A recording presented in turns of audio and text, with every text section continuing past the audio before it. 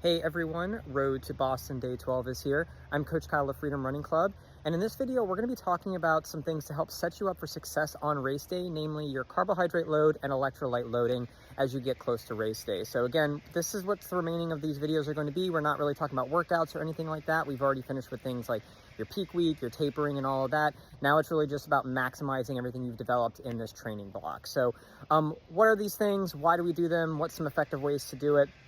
So essentially, the reason why you're going to do a carbohydrate load is to make sure that you stored up on all of the glycogen or stored carbohydrates so that your muscles and your liver, the two places where you can store glycogen to use during athletic performance, you can also store glycogen in your brain, but your brain can only use it when it's there.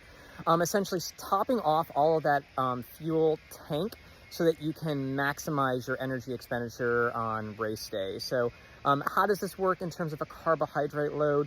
Essentially, you can start doing this up to 3 days before. So the Boston Marathon is on Sunday. You can do this on Sunday, Saturday, and Friday. So Friday is really where you want to start doing this. Doing it beforehand, you're not really going to get so much extra benefits from an actual carbohydrate load. What you're just going to basically do is make sure you're prioritizing a little bit more carbohydrates. Some of the benefits from a carbohydrate load is the fact that you're decreasing your mileage. So as you're just continuing to eat your carbohydrates, your body's going to store some more of it. But you just want to kind of think, how much carbohydrates can I get? Easy digestible carbohydrates the closer you get to the race as well. So what I really like to do for myself and what I recommend for my athletes, especially you're probably traveling to Boston, probably not on Sunday, you're probably getting there at least on Saturday, maybe you're getting there on Friday. Having a lot of easy to eat snacks, because as you're getting into your meals, you're thinking about things like pasta and rice, but in those hours in between, are you continuing to top off those carbohydrate stores? So I like having things like just your simple mini bagels that you can get from wherever your grocery store is around you that you can just kind of snack on. I haven't had one of those in an hour or two. Let me grab one or two of those. Granola bars, things that are super portable. Maybe as you're going to get your packet, you throw a couple of those in your pocket so you can at least have some of those in the hour or two when you're out doing those things, so you're constantly getting some extra carbohydrates. Again, everybody knows about this in terms of it being important, but having these different strategies, like having those easy to consume carbohydrates with you all the time, really, really convenient, is going to make it that much easier, because you're going to have some carbohydrates at each of your actual meals. Obviously, too, when you get into that last day before, 2 days before, that last day before, try to get, again, like I said, a little bit more simple carbohydrates, maybe reducing a little bit of the fiber content in the food that you're having, just so you can a little bit more easily process and digest it. But that's the idea. You're taking in more carbohydrates, you're in a rested state, your body's going to store more of the carbohydrates in the working muscles, the muscles that you're going to be using while you're running, as well as in the liver. And once it's in the liver, it can get shuttled to those different areas when you're working. So that's one of the key points here.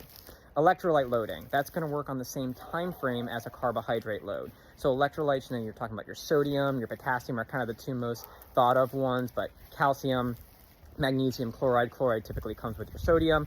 You can also do that up to 3 days before, and it's really effective to some of the more recent research when it comes to carbohydrate loading. It really can be effective. And the great thing about having this, and again, just have an extra sports drink here or there, maybe if you're someone that likes the powders, there's a lot of great ones out there. I don't want to mention any names of different ones, but there's really great ones out there that you've been probably using all the way through.